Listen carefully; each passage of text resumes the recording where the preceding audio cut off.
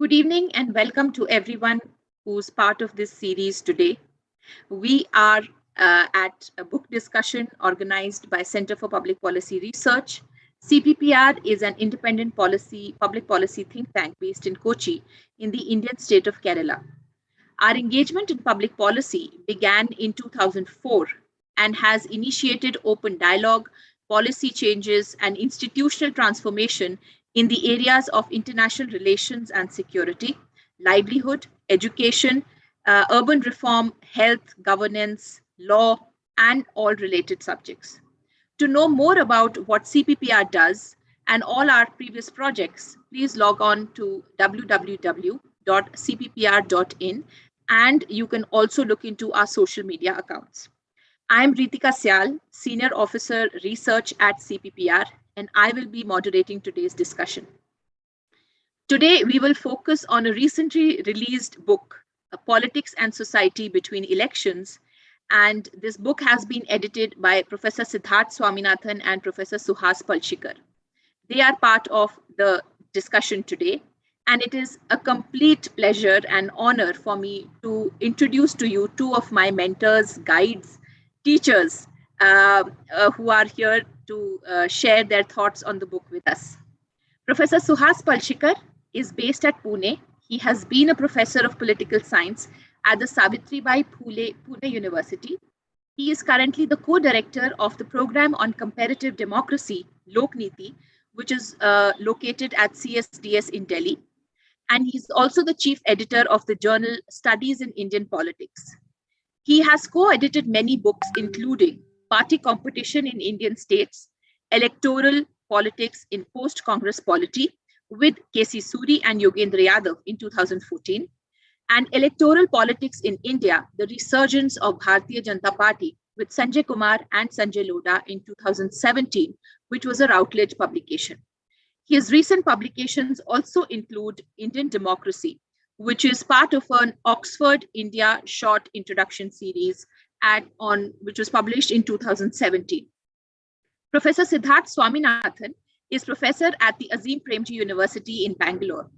He received his PhD in political science from the Claremont Graduate University in the USA, and he has published in Journal of Conflict Resolution, Social Science and Medicine, International Interactions, and Economic and Political Weekly, among various other international and national journals. He also contributes to edited volumes, and his research interests focus on political demography, public opinion, citizenship, and political development in India. Sir, CPPR welcomes you both to today's platform, today's book discussion. A little bit of a background for the book that we are discussing today. This book highlights and analyzes patterns and trends of public opinion on politics and society between elections in India. The book uses survey data covering 24 Indian states, and it also includes the National Capital Region of Delhi. The thoughts that bind this book are that elections are episodic and governance is routine. Of course, how do these processes built into the social and political relationships between citizens and government functionaries is also one of the main points which this book looks into. It also deep dives into citizen perceptions and the social and political universes that both the citizen as well as the government functionaries are a part of in the periods between election. I will hand over the floor now to Professor Suhas Palshikar and Professor Siddharth Swaminathan with a small note to all our participants who have joined us today. You can type in your questions onto the Zoom in the chat box, and those joining from the YouTube live can comment there. Our team members will direct the questions to the speakers. You can also follow our live tweets and share your thoughts using the hashtag CPPR Town Hall. With this, sir, both of you, the floor is yours for your opening remarks and the presentation. Thank you. Thank you, Reetika. I shall begin the discussion and set the ball rolling, but my role will be limited only to that. Both Siddharth and I, we have decided that in order to have a more meaningful discussion and to save on time, he would make a detailed presentation about the findings that we have come across and presented in the book. I will just present before you a very brief introduction to what the book is about or what the report is about. So thank you CPPR and thank you Dr. Dhanraj and Reetika for hosting this book discussion. It's events like this one which allows scholarly community and academics in recent times, particularly during the past couple of years, to interact with each other and to touch base. So therefore, we thought that this is indeed a very welcome initiative. So thank you once again.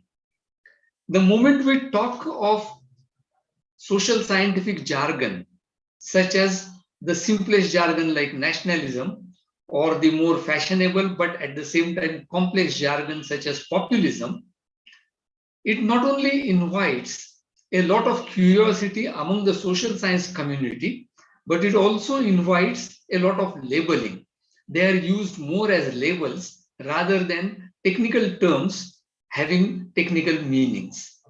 And therefore, what one needs to enrich public discourse on such matters in which the public are interested is really evidence-based discussion of what people actually mean by these ideas, what people think about these ideas, how do they look at themselves, even individual as an individual or groups as groups, how do the groups shape in the first place, what are the stereotypes with which these groups interact and interrelate with each other. These are questions which are central to any social scientific systematic inquiry. Both at Azim Premji University and at the CSDS Lokniti, we keep thinking that any theorization about society has to have this evidence-based empirical grounding. This project, of which the current book is an outcome, emerged out of this thinking that we need evidence-based analysis of what India is currently thinking, what Indian citizens are currently thinking. 4 or 5 years ago, therefore, we started a conversation, and out of that, a long-term and multi-layered collaboration emerged, not only between the two institutions, but also between two groups or multiple groups of scholars, involving scholars not only from the APU and from the CSDS, but from many other institutions as well. As Reetika pointed out, we set on this idea that one studies elections quite frequently, and both Siddharth and I myself have been closely associated in studying elections for over the last 25 years now. Elections are important, but at the same time, elections have a tendency of temporarily influencing public opinion. What we need to pinpoint, however, is what are the more durable parts of that public opinion, and therefore need to tap public opinion when elections are not around. Therefore, we undertook this study for over 3 years, each year studying only those states where no elections of the state assembly or parliamentary elections were round the corner, at least a distance of 6 months either way. And therefore, this took 3 long years. The report which has come out is basically the basic findings of what we have found out during this study of last 3 years. The methodology and also the technical details are available in the book. We would welcome you to look at that and then comment upon that methodology. Some of the technical details will be presented by Siddharth as well. But the main point at the same time is, and I should make these 2 or 3 points and then stop. One is that for last almost a decade, now nearing a decade, we find that India is at a cusp of some transformation. Many would welcome that transformation. Many would vehemently critique that transformation. But what that transformation actually is, a baseline needs to be prepared for that. Although there are many such smaller studies that have taken place earlier, we think that this book and the study that we have undertaken presents us with an excellent opportunity to at least locate the baseline as to what Indians think today. We believe as scholars, as academicians, that in the next decade or so, some of the trends captured in this study might get strengthened. Secondly, we believe that in the next decade or so, some of the trends would be extremely contested, and therefore Indian politics, not just electoral politics, but other politics also, would be centered on those trends. And therefore, the timing of this study, which is not to our credit, we just did the study around 2016, 2019, but that timing is in the sense opportune for anyone interested in the social scientific investigation of India's public opinion. The second point, and I'm sure Siddharth will speak briefly a little more about this, is that while we talk of the all India, while we talk of India's public opinion, India's citizens, and so on, we also know, and there has been a lot of scholarship on this, that India's states are practically states unto themselves. People in each state have their own socio-cultural and historical trajectory through which they approach the all India, through which they approach the problems that we confront today. And therefore, a study like this gives us an opportunity not only to talk about the all India, but also to look at these 23 states plus the National Capital Territory of Delhi. In a sense, we have an opportunity to study individual states and what people in those states say. But more than that, this opens up the doors for an unexplored territory called comparative study of states in India.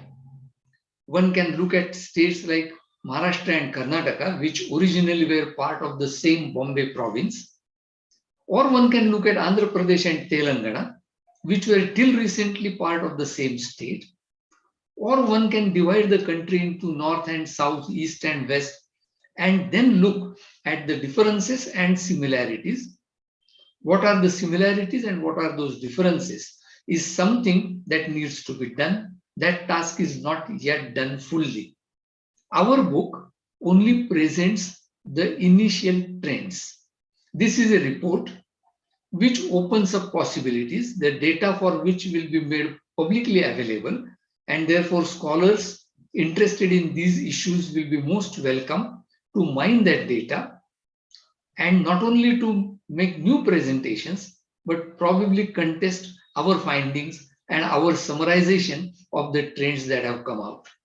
Only last year, in December 2020, the academic journal Studies in Indian Politics brought out a set of essays based on critical analytical studies using data from the Politics and Society Between Elections project, of which this book is also an outcome. So that is where the book stands. The question this book probably would raise in your mind, and the question which Siddharth's presentation would raise in your mind, would be this: how durable these trends are. I am slightly given to an exaggeration, in the sense that I would argue that this book gives you a glimpse into the political culture of contemporary India. Knowing, of course, that political culture is a more stable pattern of attitudes, I would still argue that this is an emergent political culture that this book, in a sense, opens up for its readers. These trends that the book captures, therefore, as I said earlier, have very interesting findings. Some of them are mixed, some of them are worrying, some are puzzling. So the book presents us not only with firm conclusions, but many puzzles. And for these puzzles and conclusions, over to Siddharth. Thank you very much.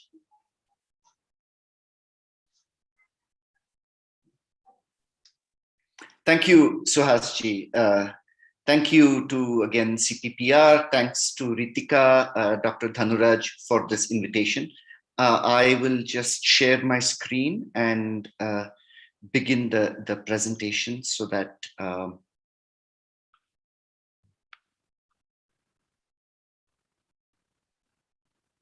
yes. Is this, yeah, okay, great. So thanks for the invitation, and thanks, good evening, and thank you all for being here. Suhas ji gave a broad description of what this study is broadly about and what the project was about. And let me begin where he left off and begin with first three dimensions that this book tries to cover. Though very briefly, I'd also like to mention that as was noted earlier, we cover about 23 Indian states and the National Capital Region. The survey was carried out between 2017 and 2019, and it's a large N survey, and the sample size, the total sample size that we work with is about 48,000 respondents. So that's kind of a quick addition to what was already said about the project. So let me focus on three key dimensions, which the first one is analytical, the second is empirical, and the third is substantive. As the title suggests, politics and society between elections, our analytic focus here is the period between elections. Why is it? Why do we look at the period between elections? Well, clearly we understand, of course, that despite the observable difference between the period during elections and the period between elections, the analytic separation between the two is much more difficult to make. This is because we know that any analytic line that we draw between these two periods is permeable. We know one influences the other, and the relationship is somewhat symbiotic in that sense. We also know that what happens during elections has an impact in the period between elections and vice versa. Yet we find this distinction to be a useful one, primarily because the period between elections is when opinions about identities, institutions, public policy, and governance generally tend to be shaped. For instance, new policies are introduced, governance is routinized, institutions are reshaped. Elections, on the other hand, tend to be episodic and reflect periods of heightened mobilization, unlike the periods between elections. More importantly, however, the periods between elections allow us to focus on individuals as citizens rather than as voters. So we rely on these differences while thinking about public opinion in the period between elections as deserving an examination on its own, and as being distinct from vote and voter choices. And while we know a lot about what drives vote choices during elections, and this is particularly through many election studies from the NES and Lokniti, we know much less about public opinion between elections and how, and more broadly, how public opinion is formed and shaped in India. So that's the first, the analytic approach that we take. Second, empirically, this study aims at a systematic subnational comparison of political and social attitudes and opens up avenues for, as Suhas ji put it, a comparative study of states in India. National aggregation, while important and generally very useful, it tends to mask an extraordinary diversity in attitudes at the subnational level. The large sample size of this survey then points to the possibility of arriving at generalizations across space, regionally or subnationally. It allows us to compare a subset of states within a region or states across regions, depending on the analytic interests. While such comparisons are generally commonplace in social sciences such as economics, it is relatively rare in political science, sociology, and public policy, which generally tend to adopt a case study approach or provide more ethnographic accounts. Our aim, therefore, is to encourage research that utilizes a large number of observations in order to empirically test theoretically derived hypotheses about public opinion in India. Who holds what sorts of opinions? How are they distributed across the states in India? And what likely explains this variation? So these are some of the sorts of questions that we explore in this report, and hope to expand on this analysis in the future. For instance, as Suhas had suggested, had noted earlier, we have a special issue in Studies in Indian Politics that explores particular themes related to public opinion in India between elections. Substantively, this study examines public opinion across a range of issues, including social ties, political identities, access to basic services, governance, institutions. More specifically on social identities, the survey asks respondents about their friendship ties with members from other communities, their perceptions of other communities, opinions about gender roles and responsibilities, and preferences over leader identities. On political identities, the survey focuses on opinions about nationalism and regionalism, subnationalism, freedom of expression, and populism. On political institutions, governance, and public policy, the survey focuses on citizen-state interfaces, citizen trust in institutions, their views on procedural and distributive justice, access to political leaders, land governance, efficacy, and ease of accessing services such as water, health, and education. So those kind of broadly cover the three dimensions that define the contours of this study. So let me move on to talking about the results. Some of the results, at least, note that a chapter is available for free download in the Routledge, in the publisher's webpage, and hopefully the book will also be available in libraries soon. So let me cover some of the results, and as you probably have understood by now, this survey covers a large number of topics. There are a large number of questions that are in the survey, so covering all of the results would be practically impossible in the time limit, but I will kind of pick on some of the broader findings and kind of elaborate on some of these results. First, when it comes to social universes that Indian citizens inhabit, we find that social lives remain homogeneous and exclusive.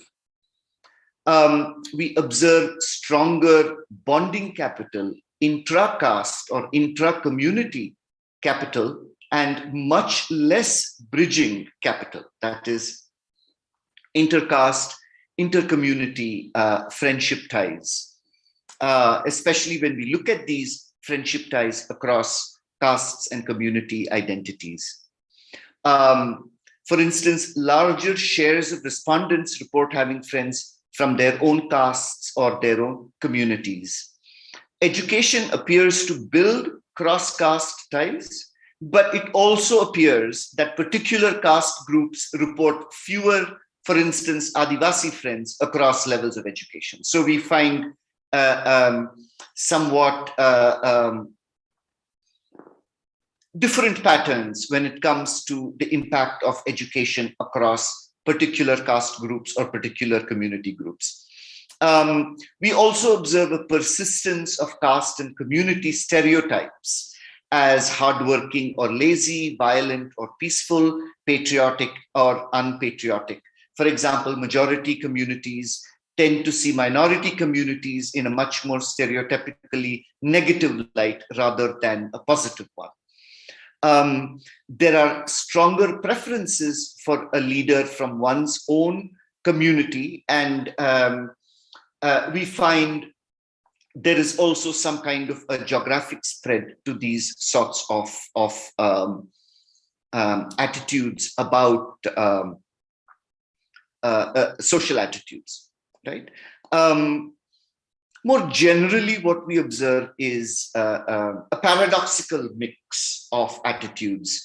There is a mix of both the authoritarian and democratic, the traditional and the modern, as well as exclusive and inclusive opinions when it comes to the distribution of social attitudes. For instance, while relatively large shares of respondents disagree that educating boys is more important than girls, equally large shares of respondents also agree that a woman must prioritize the home over work.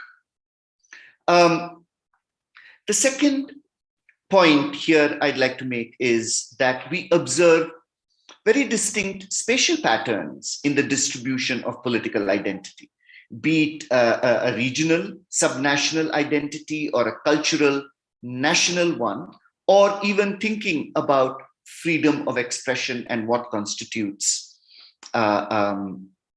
freedom of expression in India today. We also observe socio-demographic differences.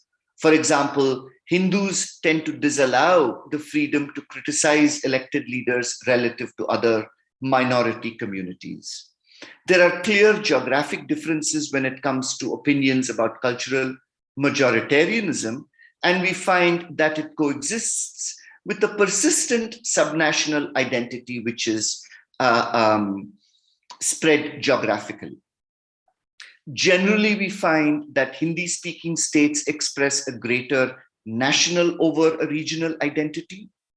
Yet, in more regionally identified states, respondents do not express a preference for local languages and so on. So again, we find that a cultural majoritarianism sits somewhat uneasy with subnational identities. And there are also clear regional patterns, and it would be too much to summarize individually the patterns we observe across regions or across particular states. But certain states do stand out as requiring further, certain states or certain groups of states stand out as requiring further examination. But more generally, these regional patterns in how citizens perceive their own political identities also kind of present geographic limits, we hope, to a majoritarian nationalism that we find across large parts of the country. Finally, we find that when it comes to political attitudes, while populism is very evident at the level of elite discourse today, we don't find public opinion taking a populist bent, as has been discussed or has been spoken about in across the media today and across generally discourses that are examining politics in India. When it comes to governance, public policy, and political institutions, we find that there is a more or less even spatial distribution of governance outcomes when it comes to awareness of schemes and access to schemes. This is more so for awareness rather than for access. But more generally, we find that minority caste communities are both less aware and have a more difficult time accessing services. There is also variation in the ease with which citizens are able to access services. For instance, admission in schools across the board is much easier to access than access to water, for instance. Finally, we find that citizens express varying degrees of trust in elected and unelected political institutions. Again, this is something that we've noted in the past. Unelected institutions such as the Supreme Court, the National Army, and Election Commission generally tend to be seen favorably, while similar unelected institutions covering the police or government officials is seen in a much more negative light by citizens. Siddharth, we are at the 15-minute mark. Sure, thank you. I'll probably take 3 to 4 more minutes and then wind up. Thank you, Reetika. In addition, we find that there is an increasing reliance on local government institutions, especially on panchayat and ward level elected officials, sarpanch and councillors, in delivering services to citizens. So finally, my last set of points. In conclusion, I'd like to kind of summarize what we find, well, what we can broadly conclude from this report. First, our study is primarily descriptive. We describe patterns in public opinions across key identities and categories, such as caste, class identities, community identities, gender, levels of education, location, and so on. However, the data allows for more in-depth analyses and provides, as we had noted earlier, an opportunity to test theories about Indian politics and society. Second is that today, scholars have suggested that India is witnessing a structural shift in politics, a point that Suhas ji had mentioned earlier, an emergent political culture. And most scholars, most political scientists kind of mark the beginning as 2014, and some have referred to it as a shifting ideological middle ground toward ethno-political majoritarianism. That is, the idea that the median voter today is shifting away from a form of pluralism to holding attitudes about politics in a majoritarian light. This study, therefore, again, as Suhas ji mentioned, can be seen as a baseline study of social and political attitudes in a new era in Indian politics. Further surveys can then trace out a temporal pattern in the durability of public opinion. Finally, in continuation to with the previous point, we draw attention to the sorts of public opinion that might be more durable and form the basis for politics in the coming decades. In assessment, we look at a mixed future for democracy in India. On one hand, we observe public opinion that clearly takes an illiberal hue, where majoritarianism dominates, minorities are threatened, and freedom of expression is curtailed. On the other hand, high public trust in institutions that guard against institutional breaches indicate the burden of such institutions, the burden such institutions will have to carry in sustaining democracy. While this might be sufficient to sustain democracy, significant democratic deepening today seems uncertain and certainly unclear. We think of this as a sobering finding, if not an alarming one. So let me stop here and open up. Reetika, over to you. Thank you. Thank you. Thank you so much, Professor Suhas Palshikar and Professor Siddharth Swaminathan, for an overview of the book, as you have showcased so many different attributes of the book, as well as various colors, various hues, and various prominent characteristics of the Indian society. So I'll start with something which Professor Suhas mentioned in his opening remarks. And sir, you said that we need this allows us to theorize our the social universe, the political universe. So let me take this question of identity. When we are looking at different social identities such as caste, gender, religion, and the like, could be even state identities, how do we know, or do we know really, whether these identities remain prominent in the minds of the people in between elections? Because during elections, definitely these identities are played upon by the elected representatives or during the election. So how do we understand the question of identity, and which identity sort of overpowers, or how do we understand the Indian identity? That is what I would like to understand. That's really a tough question, because as we all know, people don't go by single or singular identities. That's one. Secondly, as our study points out, the identity universe of India's citizens is quite intact even between elections. Elections only leverage those identities. And therefore, this idea that elections create casteism or elections create regionalism is probably inaccurate. Regional or caste identities are already there in our daily practices and daily perceptions. They are leveraged, and therefore much would depend upon what kind of competitive politics we engage in. If these are not leveraged, and something else like Siddharth was mentioning, the governance questions are leveraged, then perhaps there would be a kind of balancing between the questions of identity and the questions of governance. Finally, the bottom line is that no society, whether Indian or otherwise, can live without identities.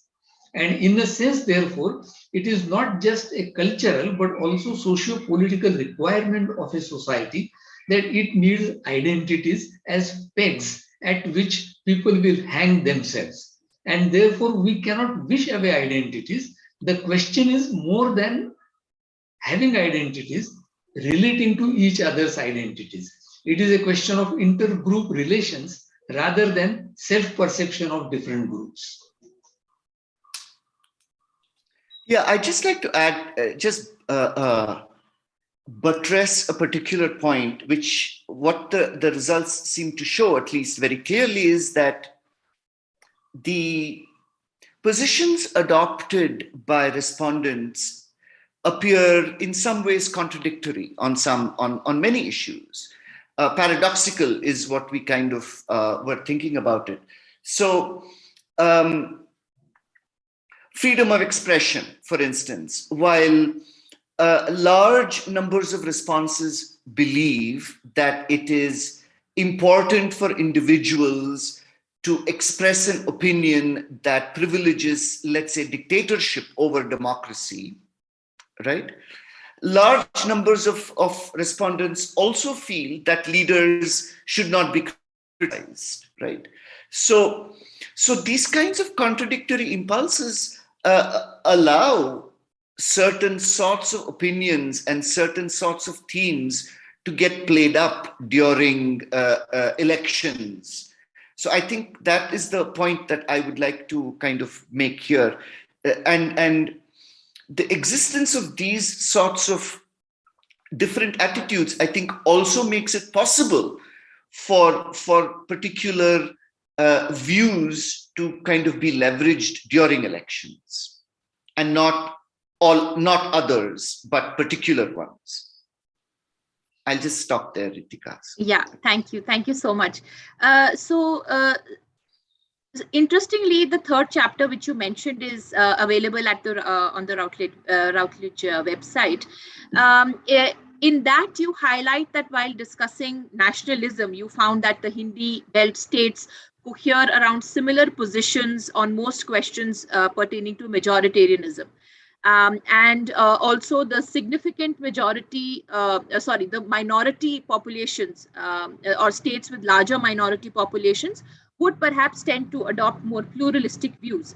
So, how do we see more political overtones to this question or to this explanation rather than only social ones, or are we reading too much into this explanation?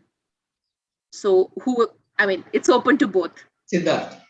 Could you repeat the first part again, Reetika? Yes. Sorry. So the nationalism question, which you mentioned, so that chapter mostly focuses on similar positions. And since you just mentioned that Hindi-speaking states would have very similar opinions about nationalism, and they tend to sort of focus more on majoritarian thoughts rather than those states which have more minority population and they have a pluralistic outlook. So are there any political overtones to this, or is this only a function of, say, social composition of the states?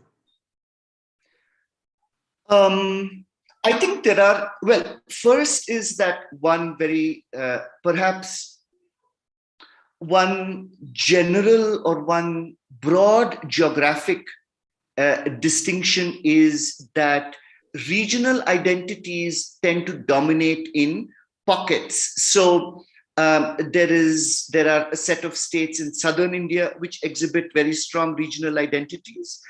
There are sets of states in the West that kind of indicate strong regional identities, Gujarat and Maharashtra, for instance. The northeastern states tend to show strong regional identities. There is, in some ways, so these states, for instance, a state like Karnataka, which kind of straddles the center and the south, kind of has a much more national identity than the other southern Indian states. Right. So anyway, the point I'm trying to make here is that there are these regional differences in identities across states. So on one hand, it's possible that some of these regional identities provide a bulwark to a majoritarian force that might be developing across the Hindi-speaking states. So in a sense, they might represent geographic barriers to a certain kind of a cultural majoritarianism that might be expanding across the country. So I think there are implications to the distribution of regional and subnational identities, right? Now, these subnational identities are necessarily not ones that take on an anti-Indian flavor, right? So if you look at the different questions in the chapter itself, which is available for download, right? There are differences in how regional identities itself might be arising in these different states, right? And that aside, again, as Suhasji pointed out, historically, we find that states that have had strong regional movements in the past clearly tend to continue to exhibit these sorts of subnational identities. So I'll just leave it there. Thank you. Suhas sir, anything you would like to add to this point? Not really, no. Okay. Okay. So my question, next one is for Suhas sir. So policies affect everyone. And how do you think politics and policies can be better understood through this book for, say, think tanks or research institutions? How can we make more sense of these findings for our work in the public domain? Yeah, sure. I think the last part of what Siddharth's presentation was talking about, particularly about governance and various responses of citizens about access, I think that would be a rich area for anyone interested in not only research but also in public policy advocacy and governance questions to look at carefully, because there are crisscrossing findings there. One finding obviously is about what people have more trust in. The other is about the spatial difference. And the third then is what access is easy and what access is not so easy even within one region. So if you look at these threefold divisions, you will find that we have, as students of public policy, as advocates of good governance, much to look at from this particular part of the book. In a sense, it is not just about attitudes, but it is also about governance, delivery, and perception of access. Because if one is looking at governance, then the most important questions are A, access, and B, perceptions of equity in that access. And therefore, we need to look at whether certain castes think that they have this equitable access to all delivery mechanisms. And at the same time, we need to ask, why is it that school admissions is seen as something very easy to access, but hospital probably is not seen. Judiciary, though highly exalted, is not seen as very accessible, and so on and so forth.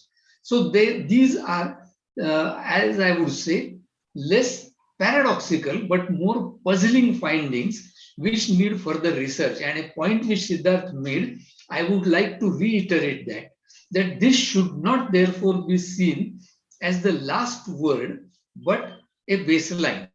And multiple studies of this kind, probably a regular monitoring of governance mechanisms, would enrich our understanding of this question that you are asking. Thank you. Yeah, thank you so much, sir. So Siddharth, taking off from where Suhasji left his last point, do we find any similarities across India, across states, across citizens, in the expectations or aspirations or attitudes? Do we find very similar opinions coming from, say, majoritarian thoughts across the states, or anything that you found?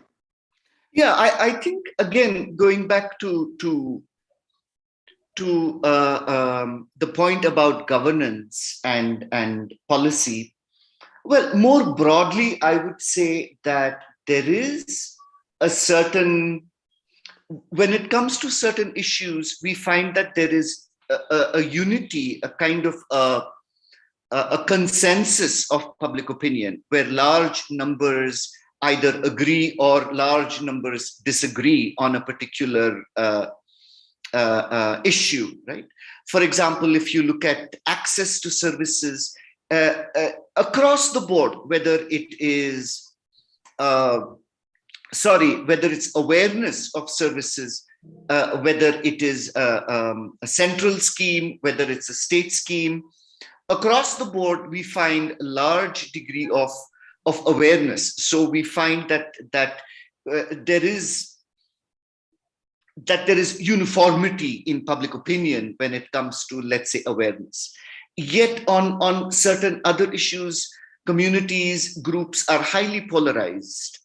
For example, when it comes to thinking about stereotypes, when it comes to thinking about which communities are violent and which communities are unpatriotic, without kind of naming any communities, there is a great degree of polarization on those sorts of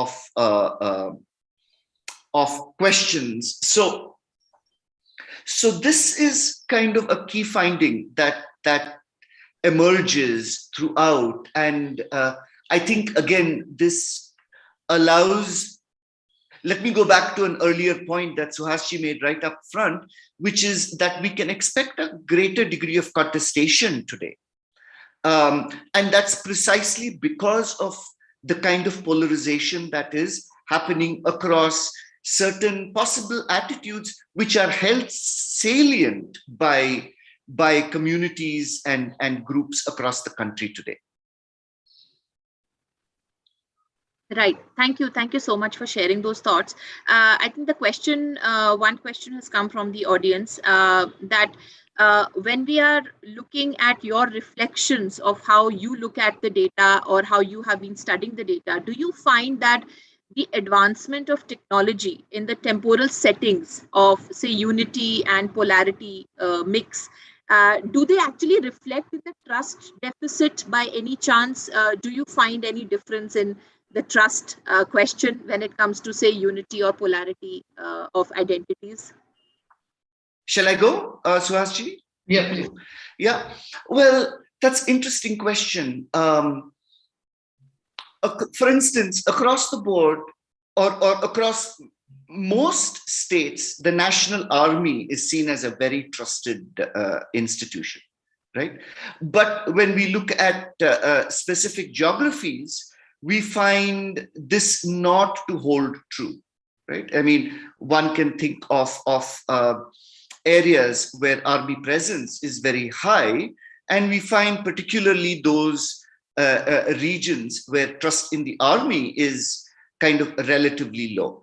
Another element that doesn't come out of this particular survey, but again, when we look at a temporal pattern across other NES types of studies, other state of democracy kind of studies that have been done in the past, state of democracy, state of the nation, mood of the nation sort of a study, we find that the election commission that was once seen as a very trusted institution has actually decreased. Its trust in the election commission also has eroded in a sense, which is somewhat of a concern.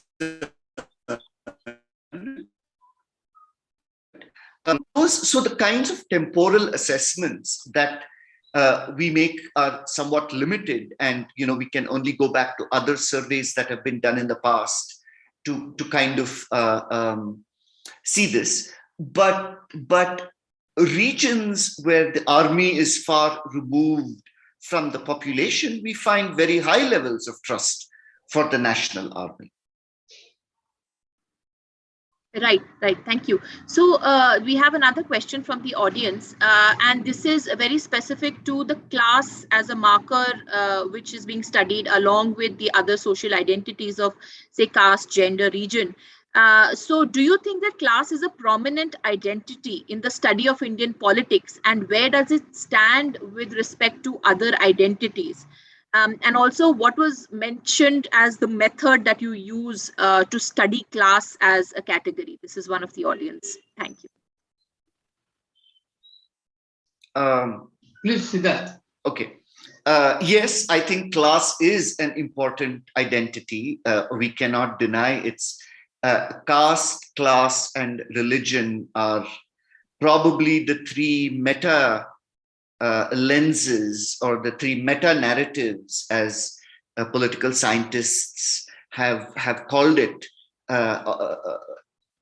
of viewing Indian politics and society, right? So in that sense, one cannot dismiss class, but the relative effects of class over other sorts of factors, hard to say, in the sense that our study didn't particularly look at which factors play a more important role in a kind of an evaluative sense.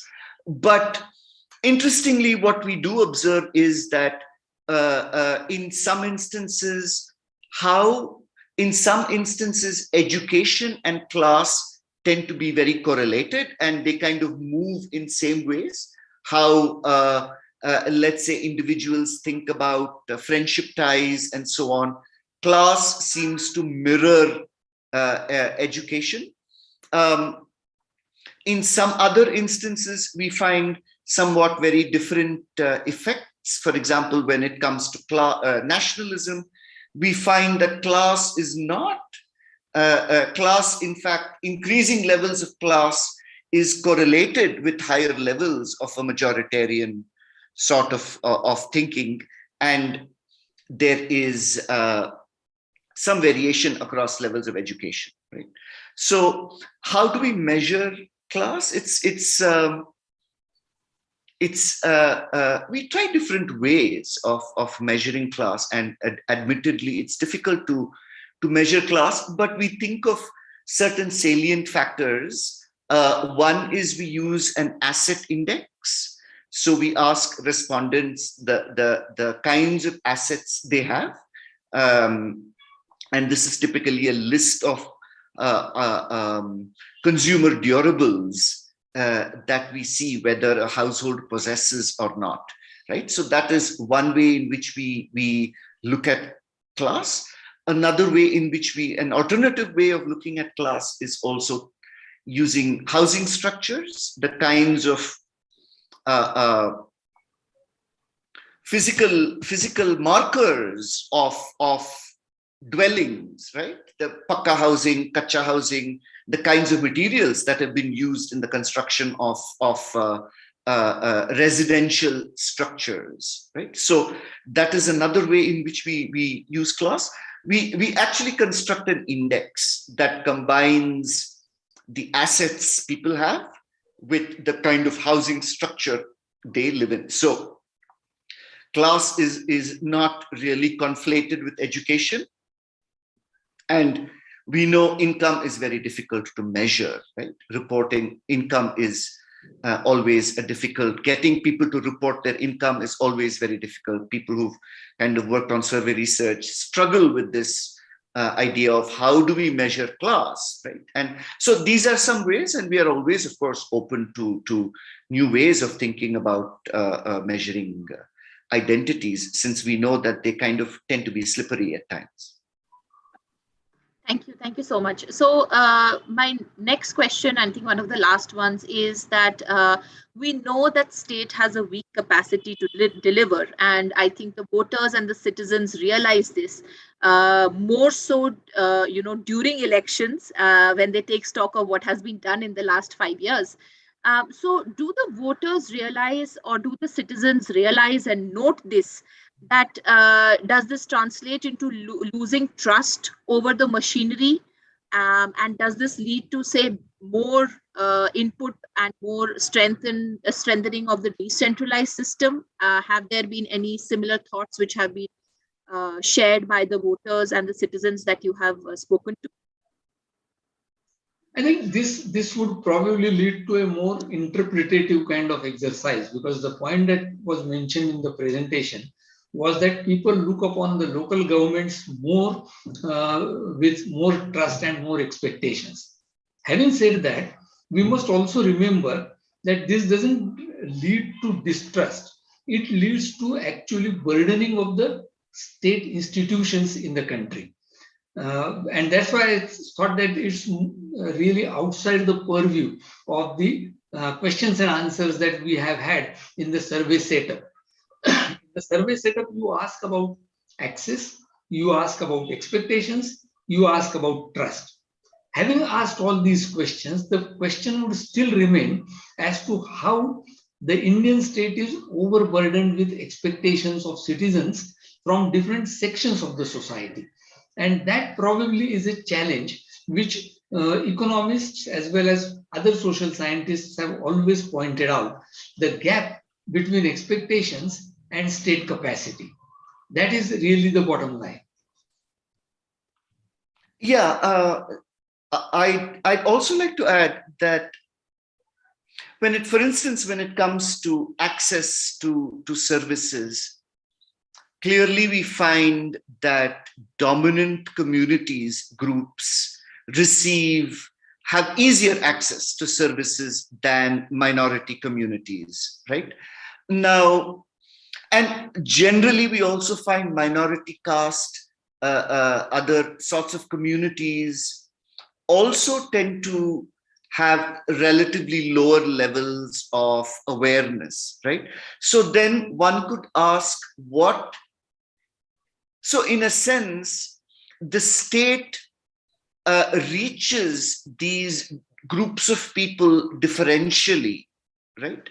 So one might then, again, we could ask, what are the implications for citizens' engagement with the state, right? I mean, we think of democratic deepening as occurring when, yes, there is an institutional strengthening, but one would also think of vertical ties between the state and the citizen to strengthen, right? And these ties, as they get strengthened, have implications for the practice of citizenship in any democracy, right?